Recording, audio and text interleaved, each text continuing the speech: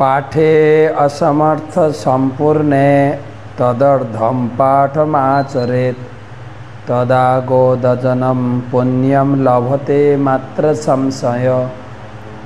यदि পুরো শ্লোক পাঠে অসমর্থ অর্ধ শ্লোক বা এক পাদ শ্লোক যদি কেউ পাঠ করে তাহলে গোদানের ফল লাভ করে। আজকের গীতা পাঠ ষষ্ঠ অধ্যায় দ্বাবিংশতি শ্লোক, ধ্যান যোগ। জং লব্ধ্বা চ পরম লাভম মন্যতেনাধিকম ততঃ যস্মিন স্থিতো ন দুঃখেন গুরুণাপি বিচাল্যতে।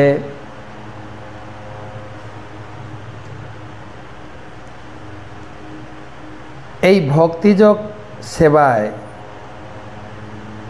সাধক এত আনন্দ লাভ করে, সেই পারমার্থিক আনন্দ লাভে স্থিত হলে যোগী আর আত্মজ্ঞান লাভ থেকে বিচলিত হন না। তখন আর কোনো কিছু লাভই তার থেকে অধিক বলে মনে হয় না। খুব সুন্দর কথা। এই মন নিয়ন্ত্রণ করে কেউ যখন ভগবানের সেবায় যুক্ত হয় সে এত আনন্দ লাভ করে, কায় মন বাক্য দিয়ে ভগবানের সেবায় যুক্ত হয়ে দিব্য আনন্দ লাভ করে। তার কাছে এতটাই আনন্দ অনুভূত হয়, এই জগতের কোনো কিছুতে আর সে এতটা আনন্দ পায় না।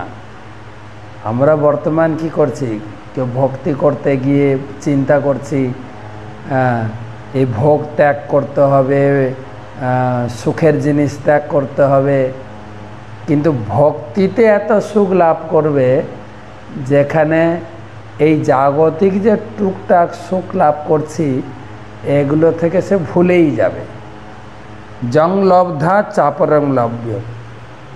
ভক্তি করতে গিয়ে ভগবানের সেবা করতে গিয়ে এত অধিক লাভ আনন্দ সে পাবে, ন অধিকম তত।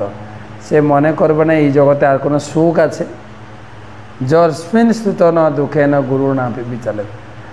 আর যত প্রকার বিপদ, যত প্রকার লোভনীয় জিনিস আসুক না কেন, তাকে ভক্তি থেকে বিচলিত, তাকে বিতাড়িত করতে পারবে না। কি বলে, সে বিচলিত হবে না।